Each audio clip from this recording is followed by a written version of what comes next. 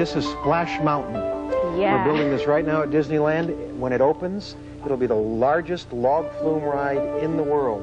The largest? Mm-hmm. Well, how big is it going to be? Well, it's about a 10-minute ride. There's 103 animated characters. It's all based on the Song of the South characters, Brer Bear, Brer Rabbit, Right. Uncle Remus, and all that. And so this is a whole musical adventure. This last drop here is almost 6 stories high that you'll drop down, and then when finished, this will be the fastest ride in the park. How fast? We don't know yet. Maybe 40 miles an hour. 40 miles an hour? But don't quote me. No. Okay, I won't. Walt Disney Imagineering is the coming together of creative ideas and the technology to crystallize them into reality. Engineers, architects, artists, and designers all work together using the tools of imagination to create the Disney-themed experience.